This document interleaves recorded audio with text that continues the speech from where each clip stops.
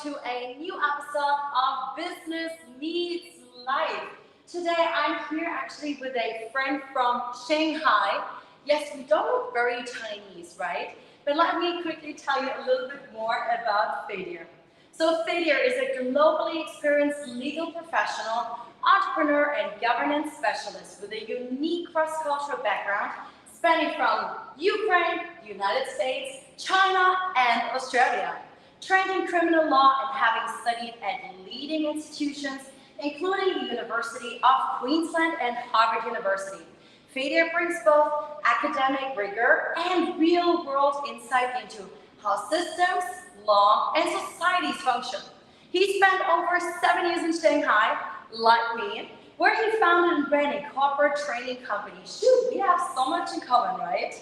Focus on communication and cross-cultural understanding, while also contributing to social and government-related projects.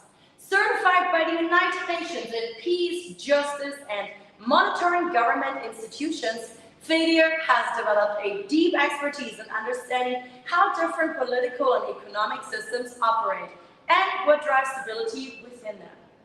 Now newly based in Australia, welcome back. He works as an... Yes, can I say that? Of course, yeah. Okay, so you work now as an insurance dispute lawyer while continuing your mission to learn from global systems and one day contribute to meaningful, positive change in the Ukraine. Exactly. Ooh. Wow, such a great introduction. I'm so happy to be here. I'm so happy to see you after a long break that we haven't seen each other ever since we've been in Shanghai. And I feel that the world is such a small place that one day we're in Shanghai, another day we're sitting here in the middle of Sydney and having a nice friendly chat. So thank you so much. And the funniest is, guys, you have to imagine that. So I got a message from a common friend of ours. So I was living in Sydney last year in June for 1 month. And at that time I won an award in Hong Kong. So I quickly flew to Hong Kong, and this is where I actually met Andrew. So now Andrew, who will hopefully probably be on our podcast in a couple of days or weeks as well, he is living in Brisbane and is running a university there, or a college, right? And then basically Andrew, a common friend, is sending me a WhatsApp picture message of, look who is here, do you recognize him? And then Fadir, a foreigner who I know from China, is with him in Brisbane, and now he's with us in Sydney. How random is that? And now my side of the story, because so I was attending business breakfast where Andrew was also invited, and I shared with them. So it was hosted in King's College, where he runs the thing, right? So when they asked me like, what are the news that you have, we usually share for 1 minute what are the news and updates about us. And I just told them, guys, I'm moving to Sydney. If you have any contacts or friends, let me know, because I'll be happy to get acquainted with them. And then Andrew says, you know what? I have just the right person for you to meet. Do you use LinkedIn? I said, well, I'm not very active there. He said, like, let me find her profile. And then he shows me the picture, and it ends up being Jenny Jacob. And I was like, come on, you know, this is impossible, because this is my friend, I told him. What, she's in Australia already, right? And stuff, and it was very funny. And then he shoots the message to you, and I'm sitting here a couple of weeks later. So I do believe this is nothing but fate. I agree. As we say in Chinese, you and Fen, right? Exactly, right. Wow. Amazing. So small is the world. So we have known each other, I think, for about like 6 years or so from Shanghai. But taking us, please take us back. How did growing up between the Ukraine and the US shape the way you see the world today? That's a very good question, and I'll try to answer in short sentences just to make sure that this podcast will not be lasting for the next 10 hours, because I usually have a lot to share, but we have some time limits, right? So I was fortunate enough to be born in a family of doctors, and my grandfather was an oncologist. He was a very good specialist. My mother was a doctor, and she is a doctor still, and my grandmother was a heart nurse. So I grew up in love and care, and I remember that all my childhood I was always fascinated about the communication and talking to people, even from kindergarten. So I was fortunate enough to go to the US for the first time when I was 14, because my mom, when she won the community project and she went as a doctor to the US, she met some people there, and then they invited me later to the US. And it was my first trip ever abroad. And you know what I believe? I believe that you attract the things that you want and you think about. So ever since I was at the age of 10, I already had this manifestation. Well, I didn't know back then what it means, but I was always picturing myself on the streets of New York City. And I'm not kidding, from 10 years old, because one time I was watching Friends, you know, like the very popular sitcom back then, right? And I remember how they were showing their restaurant and their house without even a bunch of New York there, but I would still feel like, wow, this is so cozy. And then when I was, I think, 12 or 13, for the first time I saw Sex and the City, I believe, which was like broadcasted on our TV. And I fell in love with New York. I didn't really understand those relationships with people and those ladies, what they were talking about much, but I fell in love with New York and I always wanted to go there. So when I was 14 was the first time when I visited New York City. And finally, again, that's where we have something in common, because around that age I started dreaming of doing an exchange here in the US as well, but it was so expensive, right? And when I was 16, I got a scholarship and could make it happen as well. Exactly. You see, and the funny thing is, you mentioned about the money. Even though I grew up in the family of doctors, doctors in Ukraine, it's different to doctors in Australia, right? Yeah. So on the financial side, right? And my grandfather was a great oncologist, but he was working just for the salary, which is also very important because I grew up surrounded by honesty and justice all my life, you know, so he never took any bribes. People were very supportive to him, and they would provide some foods or like, you know, something like that, Yeah. but they would never give money because they knew he would never accept. It's interesting because I remember when my grandfather needed a surgery back in Russia. It was really important, and he actually asked me, hey Janine, can you send a little bit of extra, because he had to give the doctors a little bit of like extra, plus also a little bit like in China in the system, you have to buy your own like different kind of materials that is needed for the surgery, right?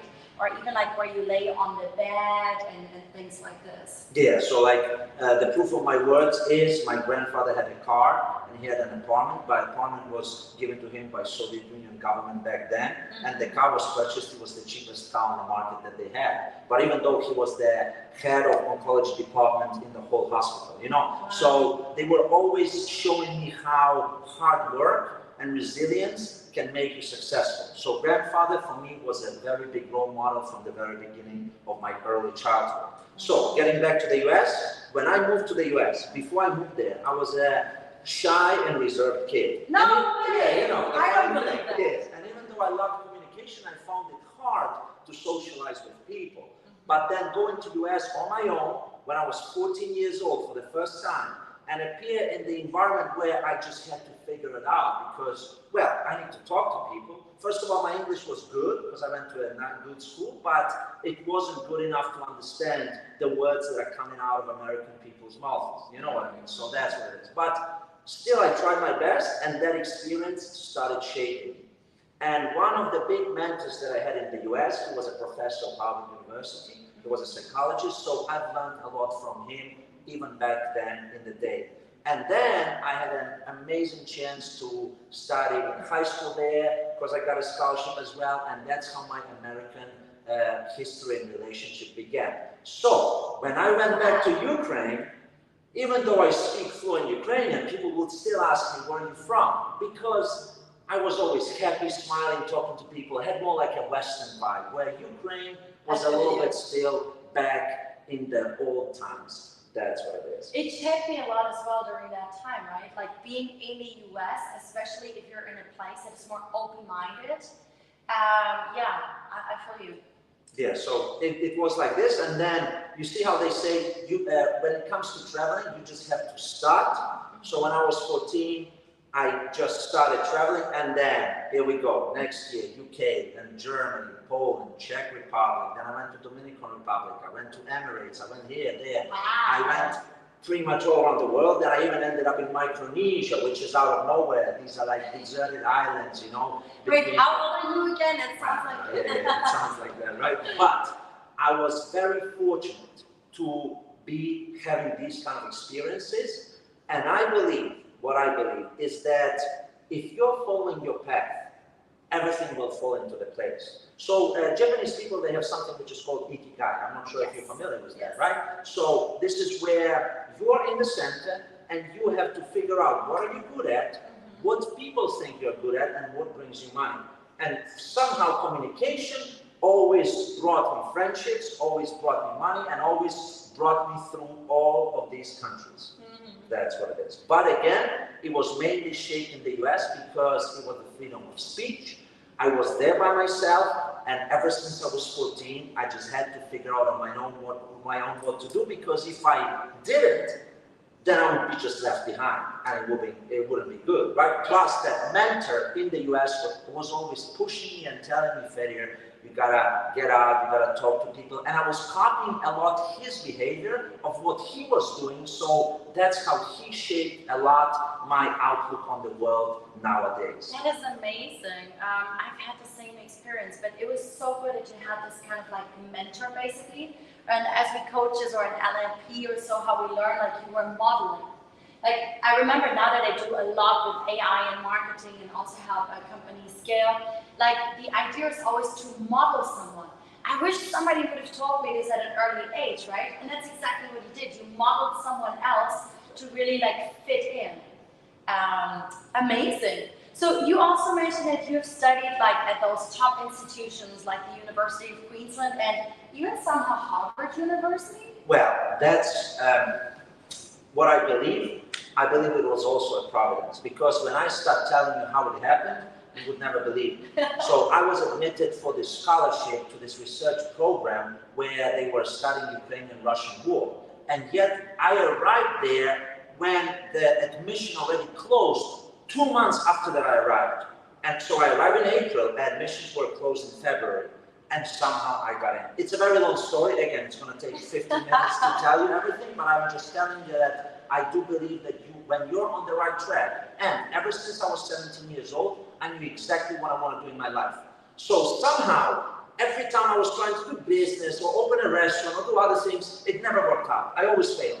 But every time I would focus on governance or work related to uniting people or community work, I would always succeed. So that's what I believe in. Again, it's that path that you have. And one more thing I want to add is that I do believe that everybody comes to this world for a reason. But very often we are either too scared or too lazy to follow the path that we're feeling, you know, that we have to be on. Because sometimes we say, oh, I have a family, I cannot be an artist. Or I have this, I have responsibilities, I cannot move to another country and pursue my degree or something. You know, you always can. Because when you're on the deathbed, nothing more matters, and only thing you have is regret. That's why I don't want to have regrets, and I went through turbulence, and I went through hard times, and there were times that I almost died, that I almost committed suicide. Why? Because I was away from my path. I wasn't following something that my heart was telling me.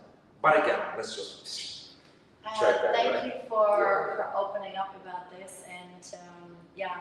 I mean, being an entrepreneur, being abroad, being by yourself can be so challenging. I also remember the first summer I had as an entrepreneur in Shanghai. I didn't, like everything that worked the first few months as an entrepreneur in Shanghai, suddenly didn't work. It was the first summer. I didn't know what a summer in China would be like. And I didn't know where the food would come from. Like, I didn't even know how to pay the rent next month. But if you don't even know where food would come from, and you don't come from a rich family or a big background, or like you have the people there, right? But again, you will figure it out, right? Especially if it comes to these essentials of where to live, where to have food and so on. And that's why also a role model with everything you've been through.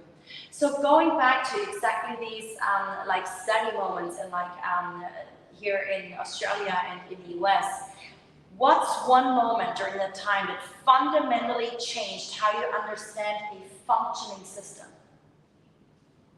Amazing question, and somehow, you know, they know, and you know, you didn't give me this questions before, so No, I I didn't. right? You couldn't I prepare because I don't like Yeah, it. the most honest way is if you ask and I answer right away, so I don't make up something, right?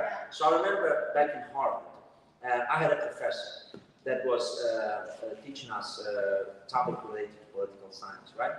And I was surprised that she would tell us, if you can prove me that I'm wrong, I will give you an A.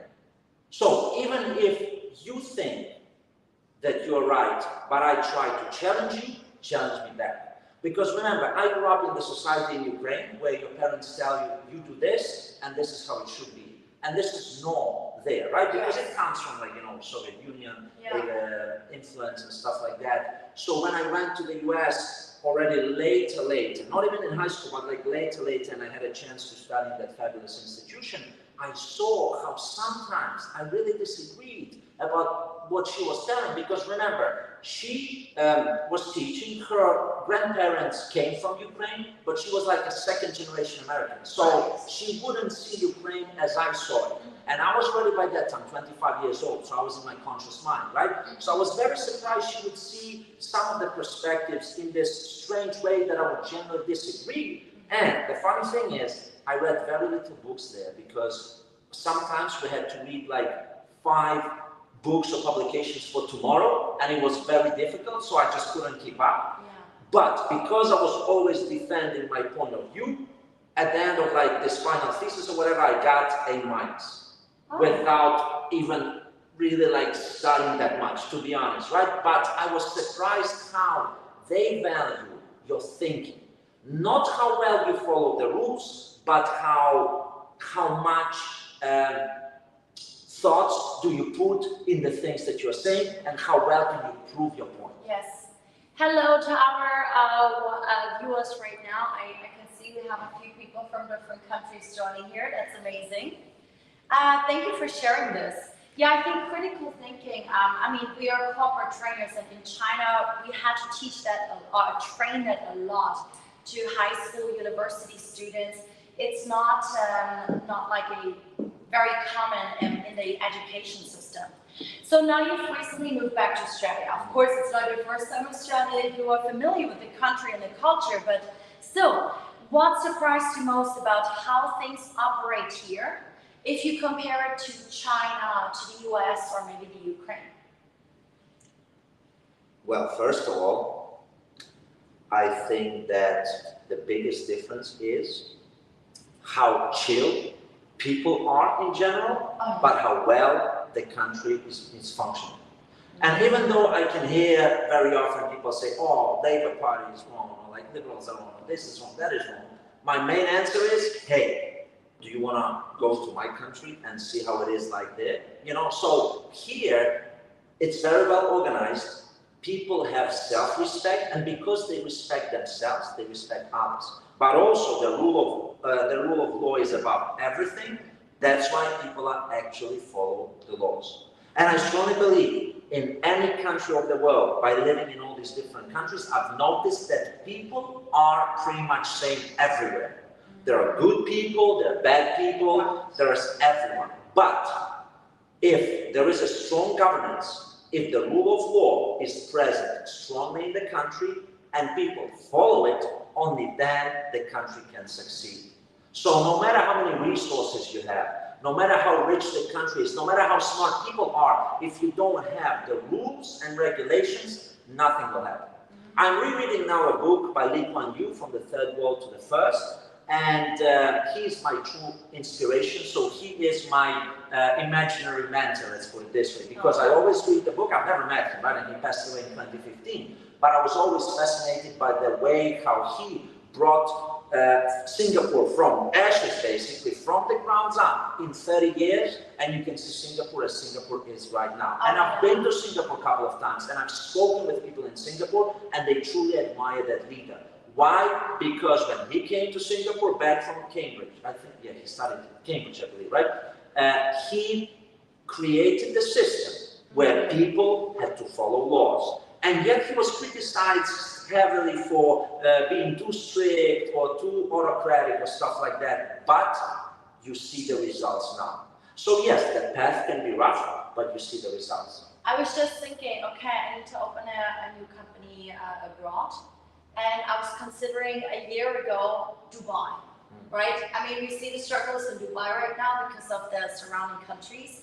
I've been considering Hong Kong for a long time, but of course, politically, there might be some challenges or not in the future. A lot of people are saying, oh, yeah, open your company in Singapore, right? So a lot of people are swearing on how stable the country is. Now, I'm not sure if there's anything new to add to this because I think you've just answered the question a little bit, but what actually makes a country stable? Is it the leadership, the systems, the culture? Is there something deeper? I think you've answered it a little bit, but I don't know if you want to add something. It's a strong judicial system, and I'm talking as a criminal lawyer, right? So like I went through school and I've studied, and I have had a chance to compare the judicial system of Ukraine, of the US, of China, of here, right? Just a little bit here because I just recently moved here to settle down. And I can say that if the courts are strong, if they're not influenced by anybody, then you will succeed. And also what is even more important is the education from grounds up, from the kindergarten. Yes. So once you have strong education system where you give kids freedom to choose what they want to do, how they see the world, you give them all the information there, only then you can succeed. Because our generation, well, we already have our views on the world. Yeah. So if you try to change us, even us and older, it is possible, but it's going to be hard. Yeah. But the kids are the true value that we have now in the society that we can influence, right? This is, I think, very important. So you have strong courts, you have good educational system, and of course, like healthcare, it should be fine because you have to have clean water, you have to have basic needs to make sure that all these well-educated people can survive and can live for many years to come. Absolutely, thank you.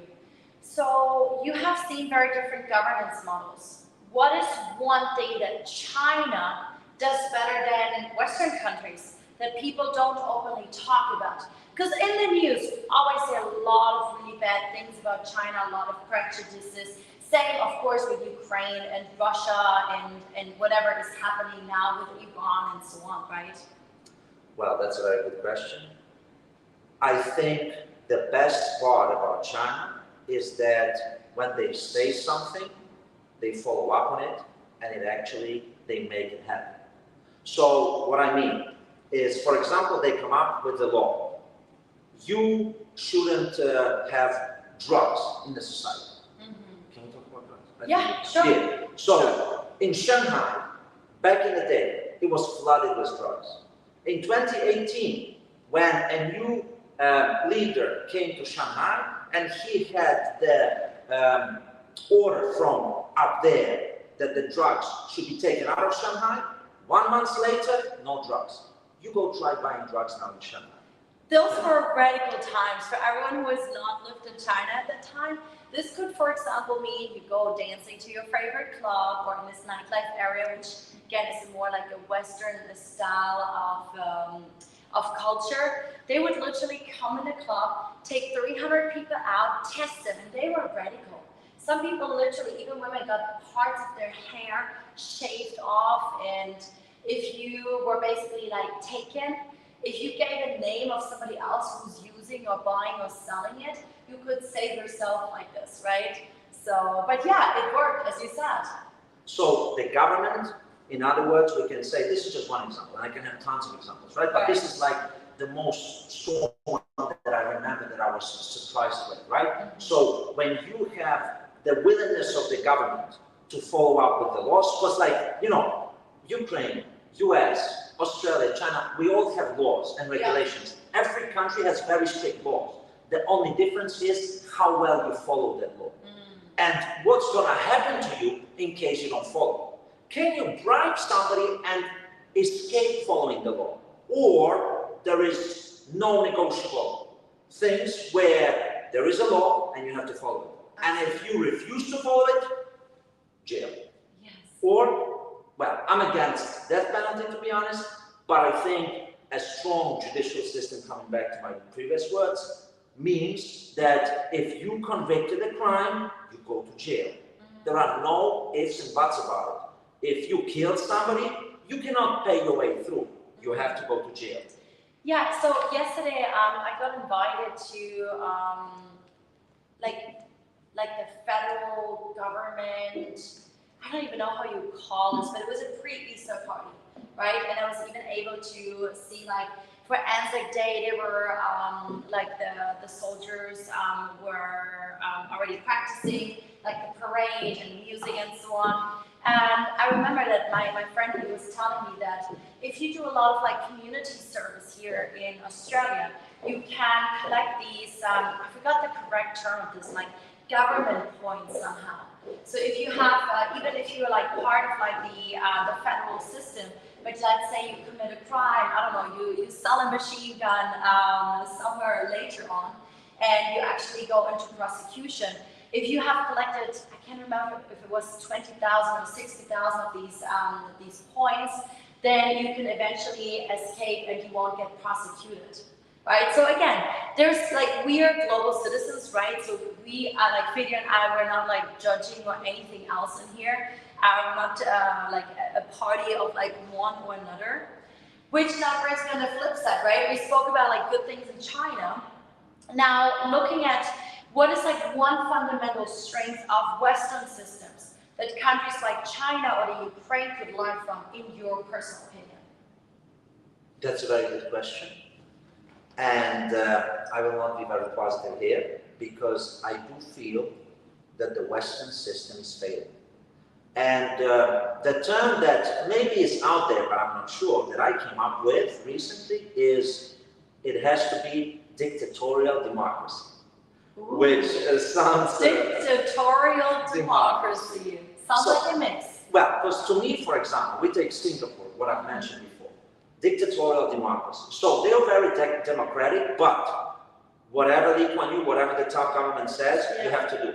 China succeeded only because of that. Because you can criticize China one way or another, but you have not to forget that it's 1.4 billion people with different cultures, different ethnicities, blah, blah, blah, right? So in order to control them, you have to be strict. Because once you're weak, it will never work. 1.4 billion people, right? Yes, so I think that's how they succeeded.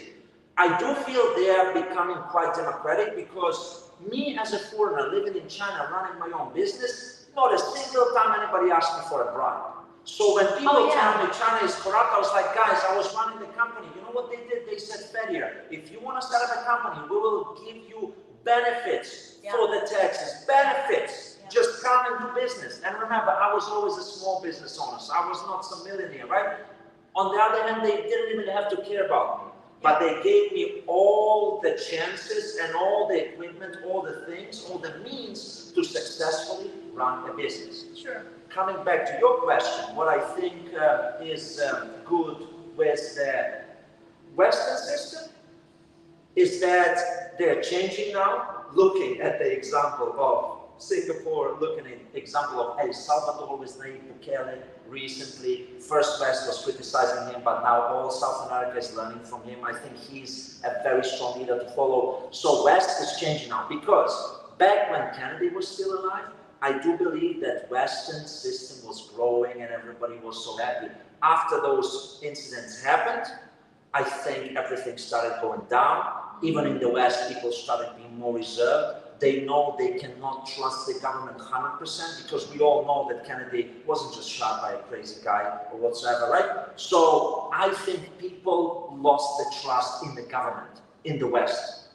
Generally, because the fundamental system was very strong back in the day. The founding fathers of America really worked hard. The founding fathers of Australia really worked hard. So what we are still having now, even though it's failing, we're still having the experience from before. And you know, when you build the blocks, you will not be able to crash the house in a second, right? So the house is falling apart, but the base is still there, right? The concrete base is still standing. And that's why I hope if people realize that what we are doing wrong and what we should change our perspective, we can restore it real quick.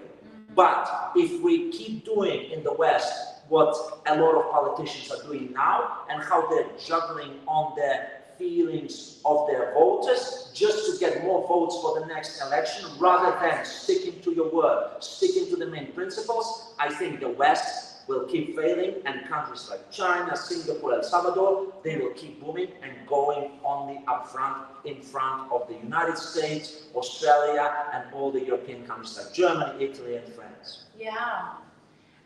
Many people think stability means control. Do you agree, or is true stability something else entirely?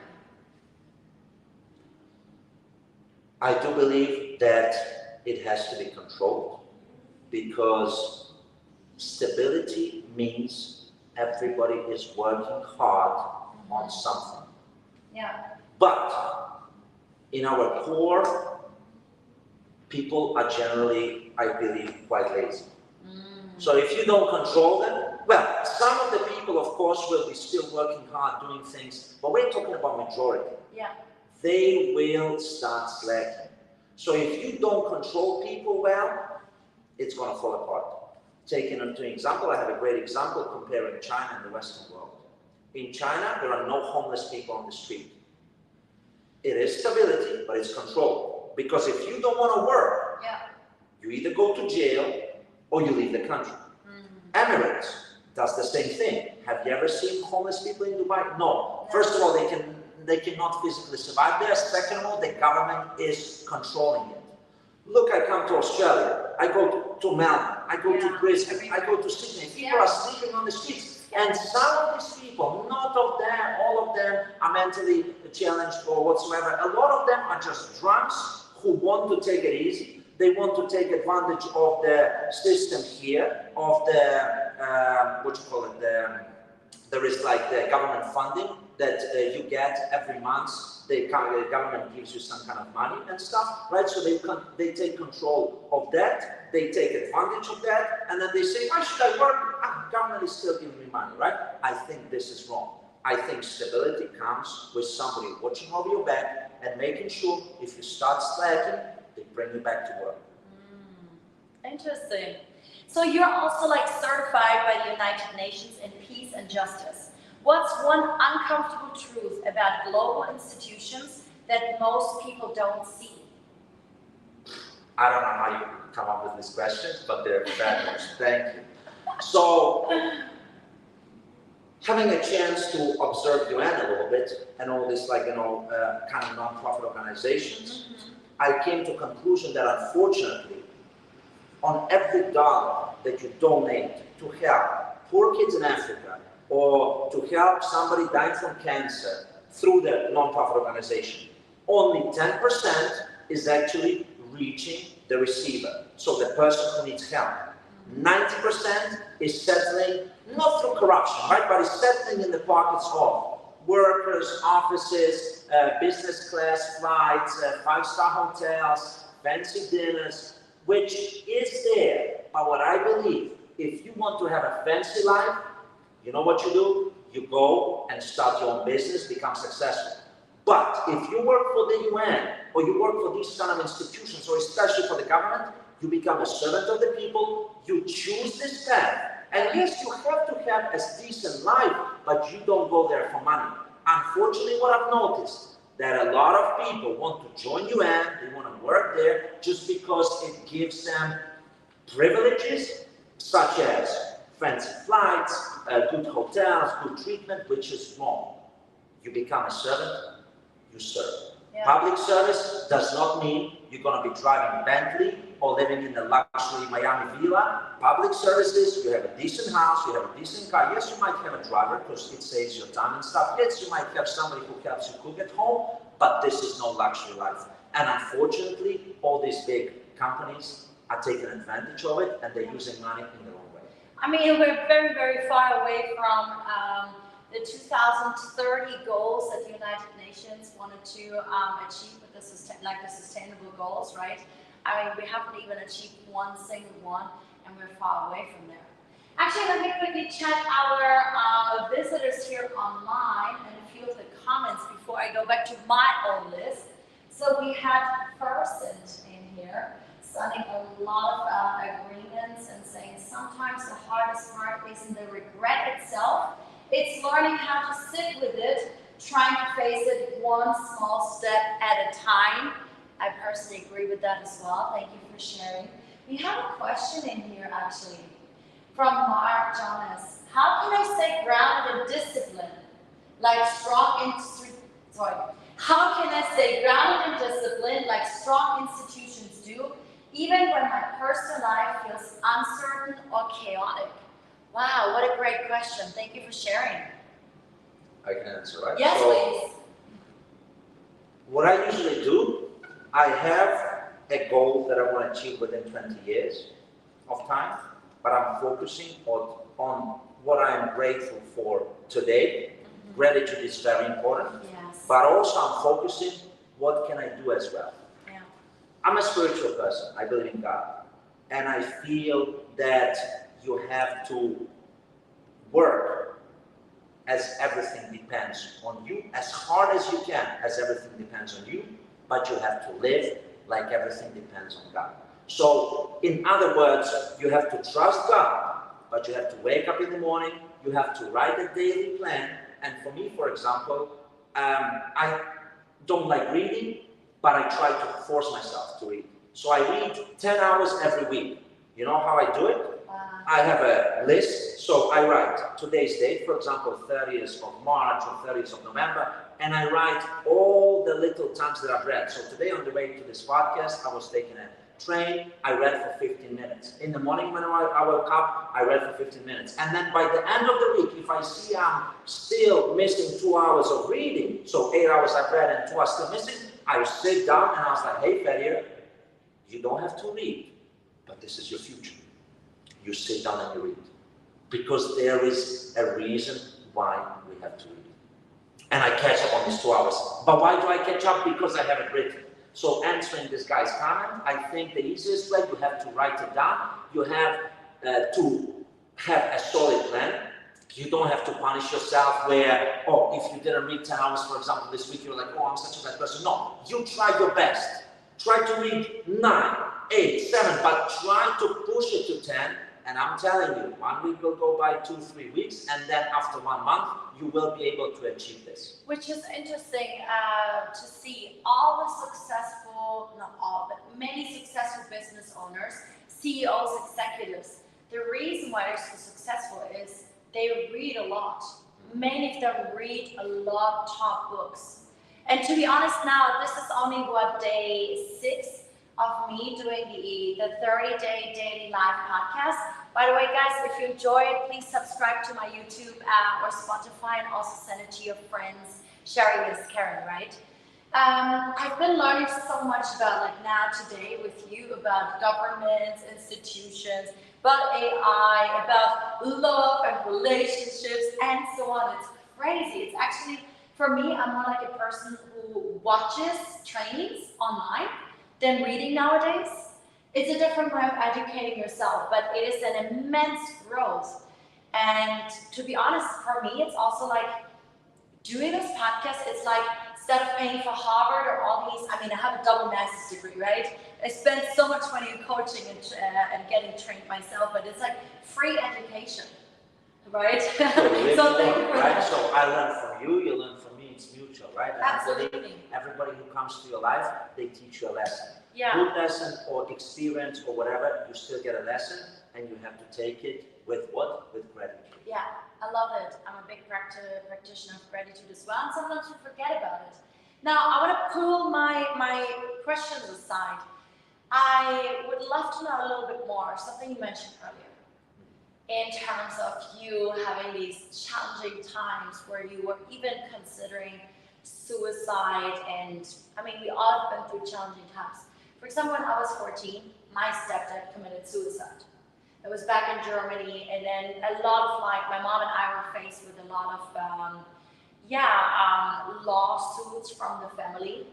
So, I'd love to know, how did you get out of, how did you find back your path that was right for you?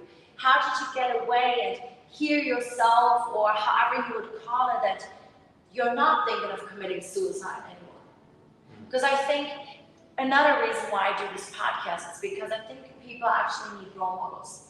I started this in Shanghai. From Shanghai to the world, it was called Before Net. Because I think people in these uncertain times need role models, or they want to learn how to become successful, like many people here on this podcast, right? And every one of you is sharing these nuggets. And at the same time, we have so many life struggles nowadays. I think, first of all, I got very sick. But the reason I got very sick is because I was refusing to follow my path. And I was trying to find different kinds of distractions instead of focusing on something which is very meaningful to me and something that I strongly believe I came to this world to do and what is my life mission. And what I think happens is that when you don't follow your path, which you feel through prayer or through meditation or through anything that you feel that this is the right thing for you, life will start leaving you. So that's when I got very sick, and let me tell you, there were sometimes like parts of the sickness where I would walk for 15 minutes out on the street and I would have to sit down on a bench for 10 minutes to rest from walking. And I was shedding hair, and it was just like all my legs were in bruises. It was just very sad, you know, and I thought I'm gonna die. So the reason I wanted to commit suicide is because I felt, well, if I'm dying, what's the difference, right? Because I'm basically staying at home.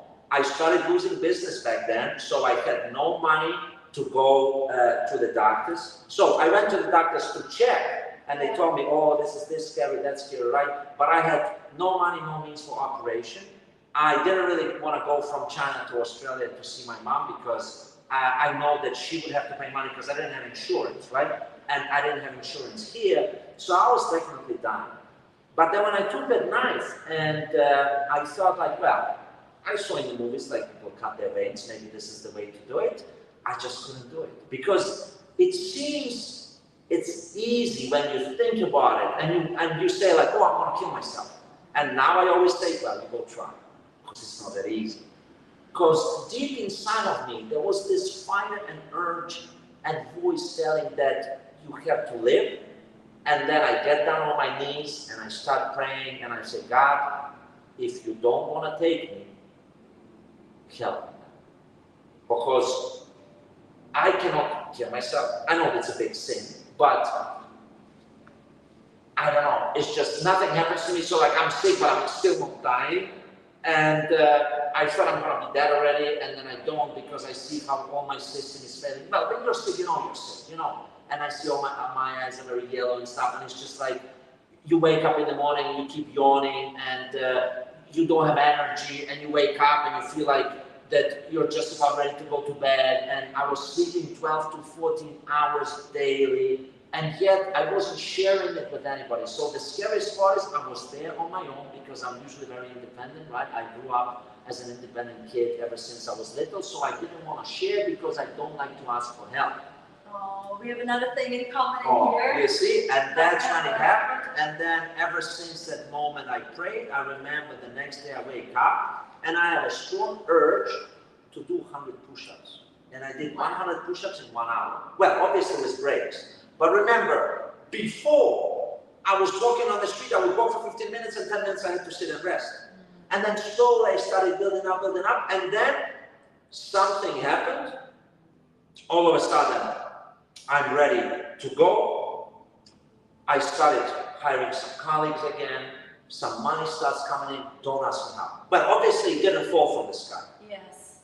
But then what I did not continue following my path. What I did, I started backtracking to the things that I used to do before I got sick. And I got sick again. But this time is much more serious, where in the terms of, I didn't feel that much pain anymore, but I was just empty.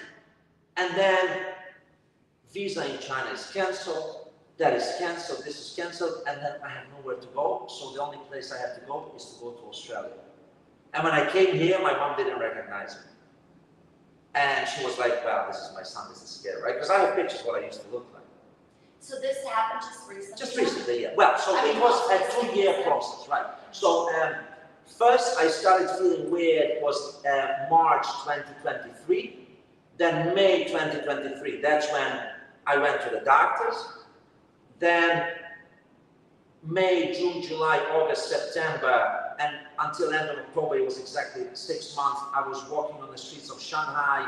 I didn't really talk to people. I was so tired that after work, I would sit on the bench and I would lay down and I would sleep on the bench in Shanghai in the park. I would order delivery to eat some salad to bring me to the park because the food was difficult to digest and stuff, right? And then I was always praying. And I know what I did wrong, and I don't want to be sharing it now. Like, I don't want to go too deep. Like, it's another podcast for like 10 hours, you know? But I did a lot of things wrong. But it's not even the things that I've done wrong. It's the thing that I was not following the path that I was praying about. So, you know, I was praying before, oh, God, give me this, God, give me that. And yet God was giving me that. But the thing is, I wasn't making any use out of it. So I take it, oh, that's good, I have it now, let's move on, let's go back to the destructive things that I used to do. And that's what I believe happened. And only when I realized the lesson, only when I realized that, hey, I gotta go in a different direction. I say it here, I say it here, and strange things started happening. And I'm not convincing you here in nothing. I'm not preaching. We all have different beliefs. Yeah. But I know there is somebody up there watching us. You call God, universe, other names, but I know there is somebody there taking care of us. And we have to try our best to live true to ourselves, and yet we sin every single day. Everybody is a sinner. But we have to try to be honest about it, admit it, try not to repeat it, and the main thing is follow your path. Yeah. Follow the urge that is here, and then everything will be good. Miracles will happen. You will meet the right people. All the things will fall into place. But you have to be brave enough to follow the path. And don't give yourself any excuses. Try, because the level of regret that you will have later on is very big. And regret is something that can also harm you in the long run.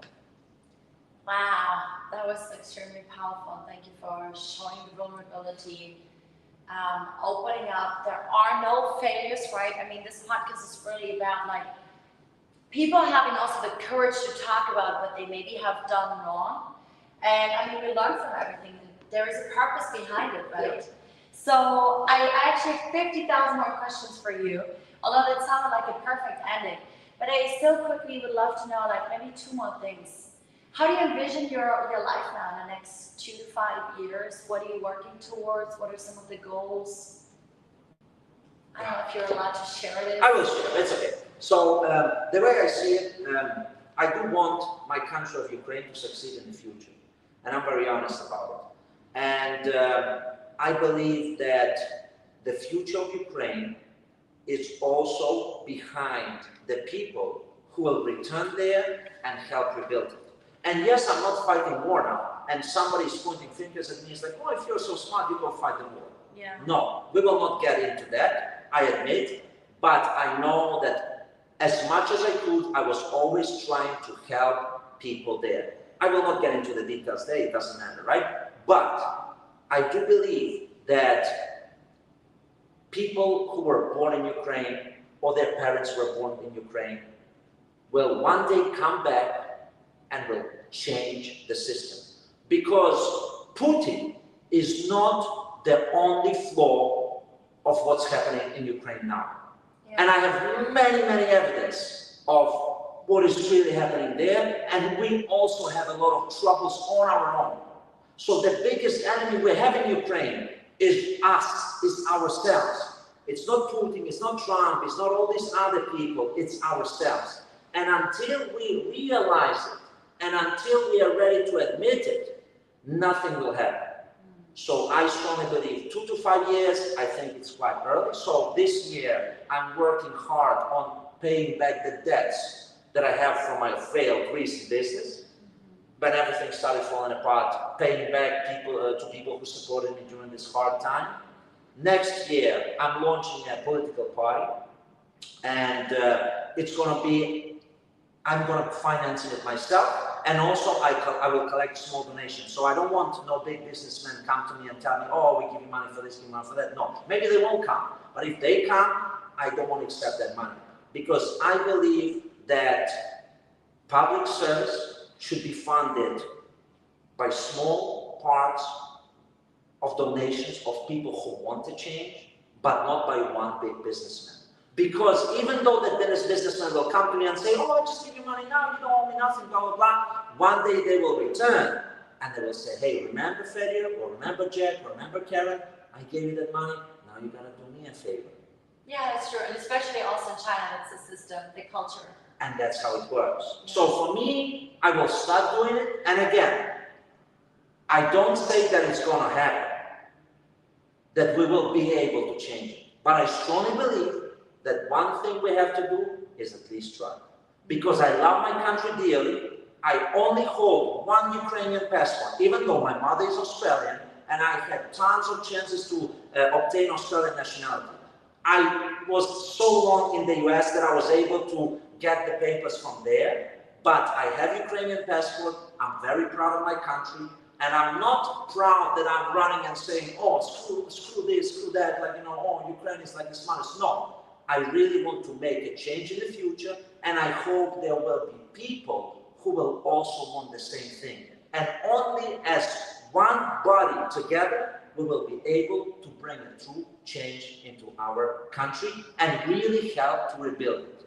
And to make sure that we monitor the money that is being donated there, to make sure that every single dollar that is being donated by all these countries is going to the help for people of Ukraine and actually rebuilding the country, but not settling down in the pockets of people who are in the government, living in Monaco, living in Dubai, and enjoying their life. But once they appear on TV, they say, oh, we are strong fighters for Ukraine. And then they go back to their villa. It doesn't work like this. The true change starts with people like me, people like you, and people who strongly believe that Ukraine has the right to exist in the world and has the bright future. That's it. Wow, all the best on that one.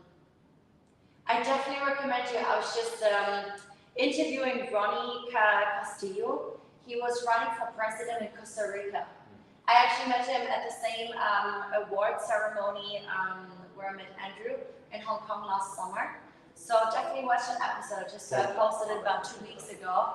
Happy to connect you guys as well, because he also started as a smaller normal person somewhere, right? Not from big background or big donations. It was the first time he was running for president now. I mean, we all see he wasn't elected, right? But I think that is great. We need to be, I think you're very inspiring, and it's great you found your purpose. It's great to see the love you have for your country. And we need to have bigger dreams. If there's one thing that we can really take away from this conversation with Fedia, what really many people out there need is bigger dreams, bigger goals, finding that purpose, which also gives us the strength. You are already a disciplined person, but to keep on going, no matter what hardship you're basically going through. So yeah, thank you so much for making the time, for being here. I absolutely believe in you. Guys, start following Fedia. We're gonna have all of this contact details in the chat later on, once we publish this. If you love today's session, sharing is caring. Please subscribe to my YouTube channel, Janine Jacob, Business Meets Life, or also on Spotify. Tomorrow, we are going to have a lady flying in from Brisbane, where also Fedia was just recently, flying in from Brisbane, Australia to Sydney. She's going to be sitting here with me. We're going to tackle, she's an AI marketing strategist, but she also built 2 6- and 7-figure businesses. And she's coming from the beauty industry originally and was repivoting. Julia Mann, a German who also has spent time in Brazil and is in Australia for a long time. So tomorrow it's about AI and marketing again. Fedia, thank you so much. We're going to catch up a little bit more behind the scenes now. And have a great day, guys. It was a pleasure. Thank you for your great questions. And one last thing I want to say that Yes, please. you are very inspiring, and you inspired me a very long time ago. I remember you invited me to the trainers meeting in that 3-story building downtown in Shanghai. It was like That was my company event. Yeah, my company anniversary exactly. And you had that speech, and you were crying during that speech. And that's when one of the first time I saw that it's okay to be vulnerable. And this was very powerful because first I thought like, wow, why is she crying? Come on, this is like too much, because people are watching. But then that I thought about it, and then when I relived the experiences that I've had later, that now make me cry sometimes when I talk, I can see that really comes from the heart. So you cannot fake it. And I do believe that you have a great path, you're doing great work here, and I would love to follow you on your journey, and I wish you only the best of success in many years to come. Thank you so much. That means a lot as well. And I'm afraid I'm going to cry now too, so I'm going to stop this live stream now. See you tomorrow, guys, same time, same place. And I'm so happy that we reconnected. It's crazy. Foreigners who met in China for 7 years and now here in Australia. Thank you so much. Thank you, Jenny. Appreciate it. Bye, guys. Bye-bye. Bye-bye. Okay, we end this. Thanks for joining.